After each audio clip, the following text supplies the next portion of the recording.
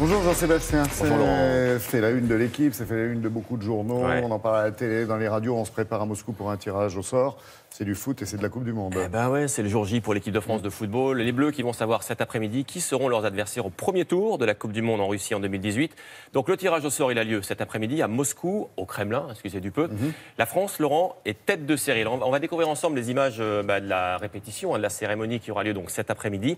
Elle sera retransmise au moins dans 32 pays, évidemment, parce qu'il y a 32 qualifiés. Nation, ouais. La France, je le disais, sera dans le chapeau 1. Alors c'est celui des favoris, hein. Il y a 4 chapeaux de 8 équipes. Les Bleus vont donc éviter un gros client, comme vous le voyez par exemple là, le Brésil, l'Espagne ou encore l'Allemagne. Et à cette occasion, eh bien, toutes les stars du football mondial ont adressé, regardez, un petit message qui sera diffusé donc cet après-midi. Et on saura donc vers 17h quels seront les 3 premiers adversaires de la France au premier tour de ce mondial, qui débutera, je le rappelle, le 14 juin. Et voilà, pour remporter quoi? Eh bien, ce prestigieux trophée qu'on voit ici, bah oui, tant convoité, oui, c'est bien ça. On verra bien les Duans, championnat de France, Saint-Raphaël hier soir qui fête sa victoire. Regardez déjà sur Aix-en-Provence, 7e succès d'affilée, toute compétition confondue. Saint-Raphaël qui s'est imposé 32-28 contre Aix, avec début, voilà, comme celui-ci. Vous allez le voir au classement. Saint-Raphaël est 5e du championnat, Aix est 8e. C'était donc de la D1 en handball. On enchaîne avec du rugby, la Pro D2 Biarritz qui a fait une belle opération hier soir contre Perpignan, une victoire 37-11, bonus offensif quand même, c'est pas mal. Grâce à cet essai de 80 mètres, ça a l'air facile le rugby comme ça. En plus, il joue comme au football avec le pied.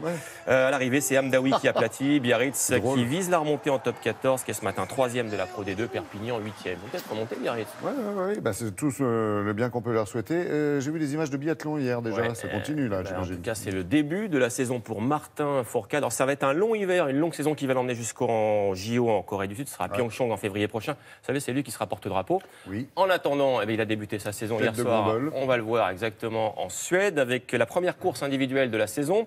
Une course de 20 km. Alors le double champion olympique a été plutôt régulier au tir, ça c'est sa spécialité. On le voit sur ces images. À l'arrivée, le Français il a dû se contenter de la 3e place. Pourtant, il a fini très fort sur les skis, mais ça n'a pas suffi.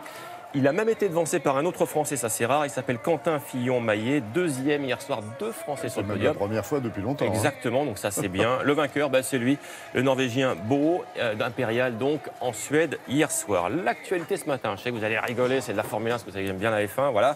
Avec un retour et une arrivée. Le retour, c'est lui, Robert Kubica, vous avez déjà entendu parler, 32 ans.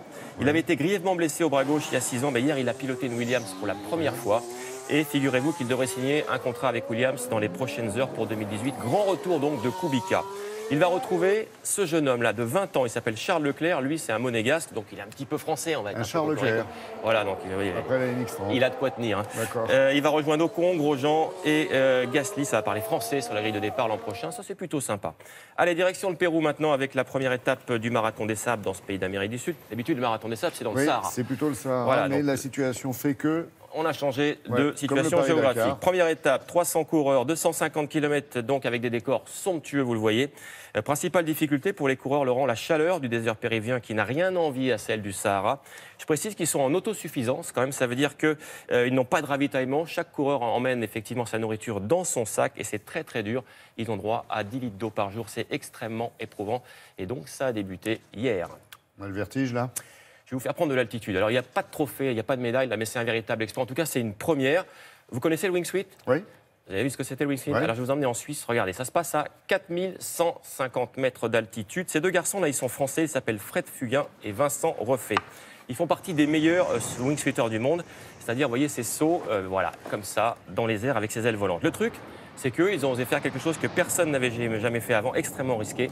Ils vont se faire récupérer par cet avion, là, que vous voyez en plein vol, par une ouverture de porte de moins de 2 mètres de diamètre. Alors vous allez voir, ça a nécessité 7 mois d'entraînement.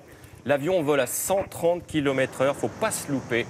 On va regarder ensemble ces images. Ils l'ont fait une fois, ils ne le feront pas deux. Hop, voilà le premier.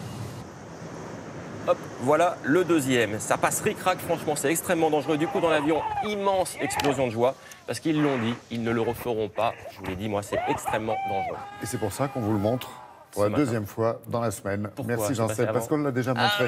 Désolé, j'étais pas là. Mais c'est bien, c'est bien. On l'aura vu 2 fois comme ça. Mais oui, franchement, c'est une image assez spectaculaire.